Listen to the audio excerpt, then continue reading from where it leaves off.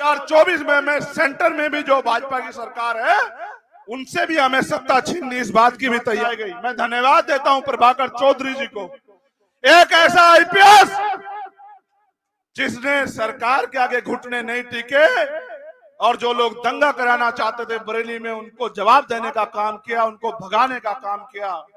और अभी तो रुको, क्लाइमैक्स अभी बाकी है। 2024 में मैं सेंटर में भी जो भाजपा की सरकार है क्या बात, उनसे भी हमें सत्ता छीननी, इस बात की भी तैयारी हम लोगों को करनी।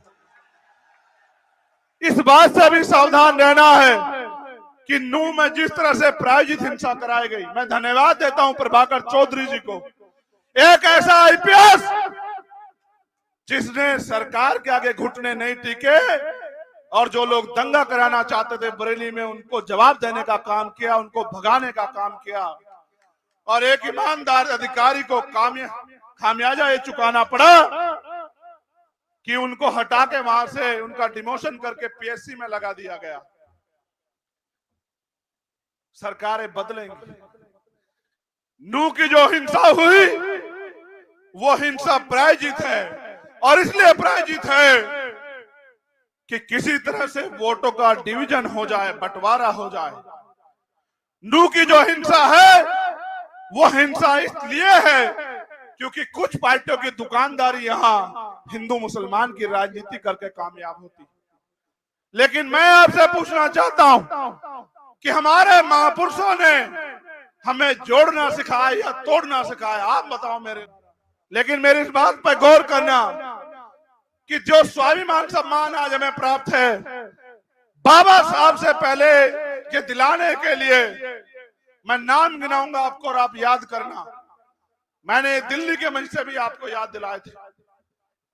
राष्ट्रपिता ज्योतिबा फूले, छत्रपति साहू जी महाराज, पेरियर रामासामी नायकर, पेरियर लल्लू यादव, बाबू जगदेव प्रसाद कुशवाहा, जननायक कपूरी ठाकुर, बाबू शिवदयाल चौरसिया, संत राम बीए प्रजापति जी, चौधरी कुंभाराम आर्य, सर छोटू राम, चौधरी चरण सिंह, ये सब पिछड़े वर्ग के लोग हैं, आपके अपने परिवार के लोग हैं।